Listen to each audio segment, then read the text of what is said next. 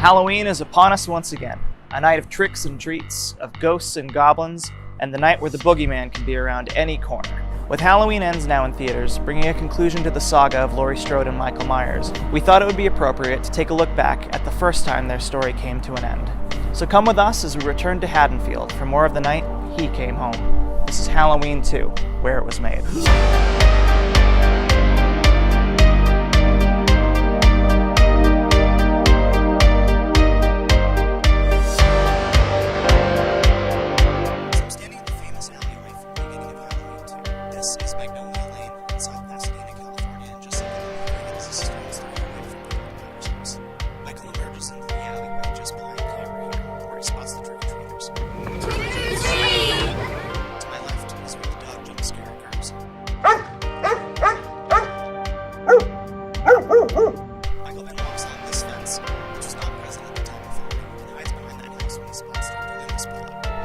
I shot him 6 times!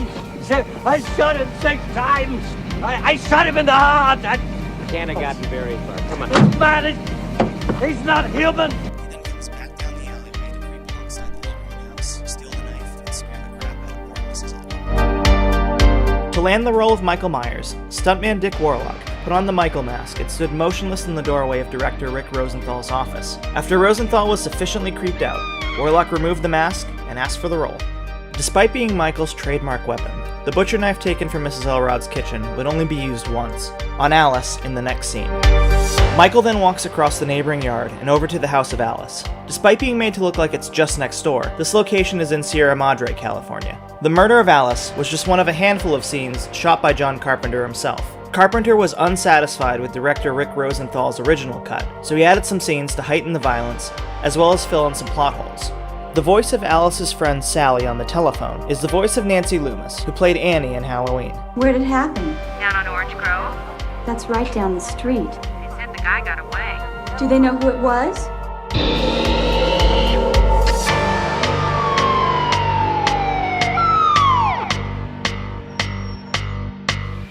I want you to listen to me. I want you to go out of the house and down the street to the Mackenzie's house. I want you to knock on their door.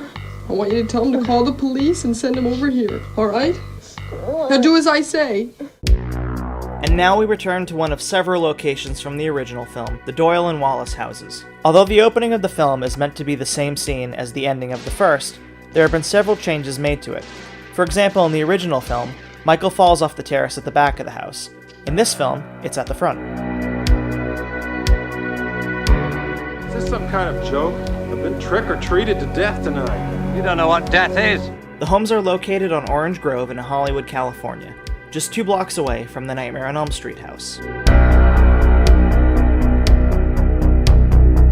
3 bodies were discovered in the upstairs bedroom of the house, directly behind me.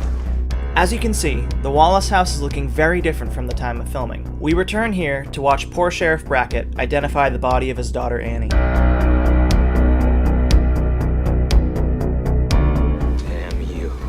Sorry. What have you done? I haven't done anything. You let him out! I didn't let him out. I gave orders for him to be restrained. Next, we return to another location from the first movie, Haddonfield Elementary School, where Dr. Loomis finds a haunting note left by Michael Myers. The school used as Haddonfield Elementary is the Garfield Elementary School in Alhambra, California. You got in here. Look over here. Sister. What's this? It's gibberish. No, it's a Celtic word. Samhain. It means the Lord of the Dead, the end of summer, the festival of Samhain, October 31st. The famous plot twist, where Laurie is revealed to be Michael's sister, was something that John Carpenter would admit to not being very fond of years later. In fact, he said the idea was concocted at 2 a.m. in front of a typewriter with a 6-pack of Budweiser.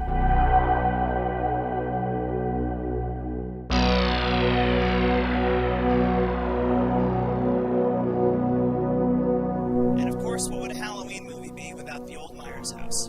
We return here in Halloween 2 when Dr. Loomis pulls up to watch the angry mob smash up the house in retaliation. The house was actually run down at the time of filming, but it was located in a different spot on Meridian Ave. It was moved here to Mission Street in South Pasadena, where it was renovated and turned into an office building.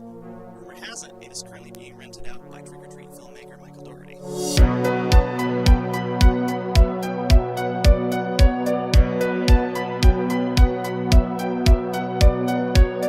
The old Myers house is known today as the Century House, a building named South Pasadena Cultural Landmark number 34. This is Hunt. Send another vehicle. The old Myers house, 45 Lempton Lane. The tribe.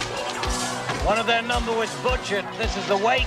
It was built in 1888 and was owned by a nursing home when location scouts from the first Halloween found it. It was being used at the time to store old wheelchairs. The house was nearly demolished after the filming of Halloween 2. Thankfully, South Pasadena council member David Margrave bought it on a whim for a silver dollar. Thanks for saving the house, David. Not featured in the movie itself, directly behind the Michael Myers house, there now sits an art gallery where it's Halloween year-round. Come inside with us for a little Where It Was Made detour. My name is Sarah Rose Orlandini. This is my gallery, Sugarman Gallery, located in South Pasadena, California, next door to the original Michael Myers house from John Carpenter's Halloween. I'm just a huge Michael Myers fan. I'm a huge Halloween holiday fan. I grew up in Pasadena and I have driven by this house my whole life. So the house always meant something to me. This movie was just like very exciting because I knew where it was filmed. So when I opened the gallery, it was just going to be a regular art gallery. The first month of opening, somebody came in and asked me, like, what do I want to do? And I was like, all I know is I want to do something with Michael Myers. I want to do a Halloween something with him and put him in the window. And he's like, I know the producer. So he got me a meeting with Malik Akkad. Malik introduced me to Kim Gottlieb Walker, who is the behind-the-scenes photographer from Halloween 1 and 2. And she's been a part of the gallery ever since. So my first Halloween show, I opened June 2015, and my first Halloween show was October 2015, something I never thought would be possible. Well, owning this gallery and seeing all the fans, I see Michaels all year round, to the point where I don't really notice them. I'm just like, what's up? You know, like you just see them. It's so much fun that it can be February and you see a Michael walking down the street. People come from all over the world, all because of this one fabulous film. I told you this isn't a man. Look out, slow down. What? Over there, look. Is that him? I don't know.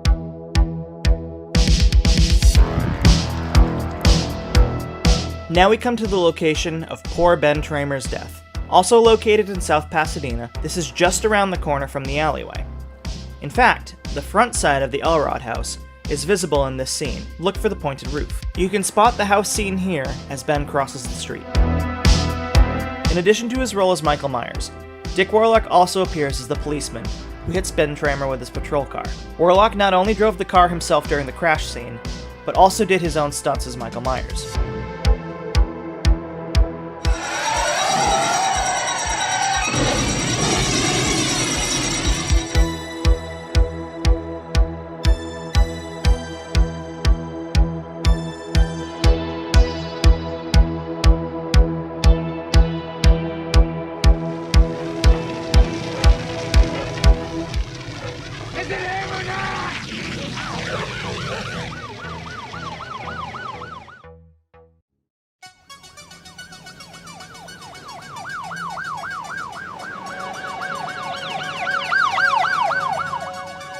Here we see downtown Sierra Madre, California, which doubled for Haddonfield Town Square.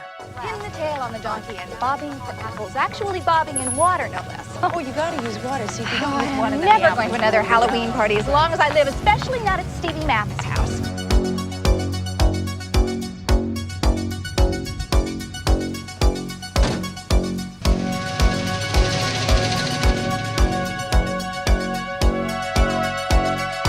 So the man with the boombox runs into Michael Myers approximately here in front of this ice cream shop behind me. You can also spot the front windows of this shop again in Halloween 3, showing the iconic Silver Shamrock commercial. Found directly across the street from the home where the murders took place. The teenager was taken across town to Haddonfield Memorial Clinic. The character known as Boombox Boy was played by Lance Warlock, son of Michael Myers actor Dick Warlock, The scene where he runs into Michael in Haddonfield Town Square was another one of the reshoots done by John Carpenter. This was meant to show how Michael knows that Laurie is in the hospital. The mask Michael wears in the movie is the exact same mask from the original Halloween. It looks different in the sequel because the paint had faded due to several reasons. First of all being Nick Castle, the original Michael Myers, kept it in his back pocket during filming. Also, Deborah Hill kept the mask under her bed for several years until the filming of Halloween 2, causing it to collect dust and yellow because Hill was a heavy smoker.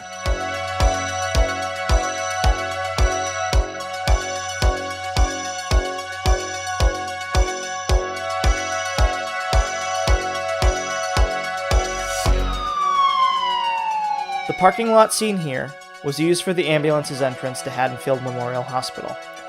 In actuality, this is just the parking lot of a Nordstrom, at a mall known as the Shops at Santa Anita. Including this film, Jamie Lee Curtis has played Laurie Strode in films released in 6 different decades, from the 1970s to the 2020s. Do you know this area well? A little bit. Where's the hospital located? Dr. Loomis, we're under orders from the governor. It's back on Route 17, about 3 miles. And lastly, we go to Haddonfield Memorial Hospital, where the finale of the movie takes place.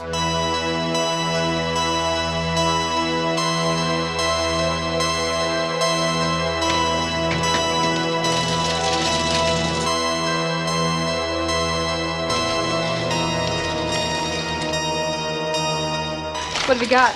Stab wound, left anterior chest, possibly penetrating. Multiple Laurie contusions. Strode. Yeah, come on, let's Fracture go. right ankle.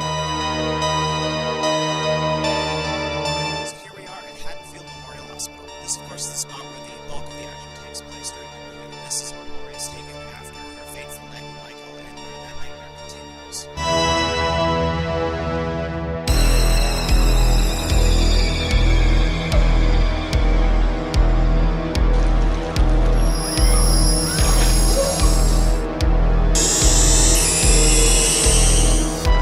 While the hospital used for the exteriors clearly still remains, the interiors of the hospital were shot at Morningside Hospital, a recently closed facility that was torn down after filming.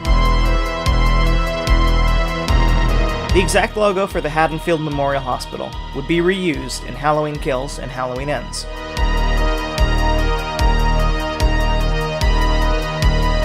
At one point during pre-production, David Lynch was considered for directing duties.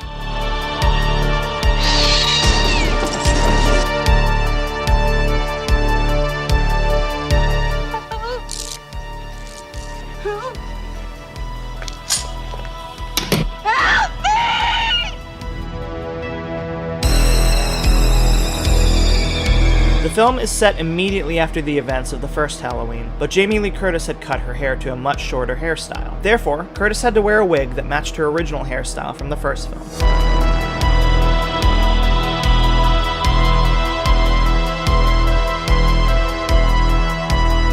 As this film was meant to wrap up the Michael Myers story, actor Dick Warlock was allowed to keep the hero mask. The stunt mask was used in the burn at the end of the film. It's time, Michael.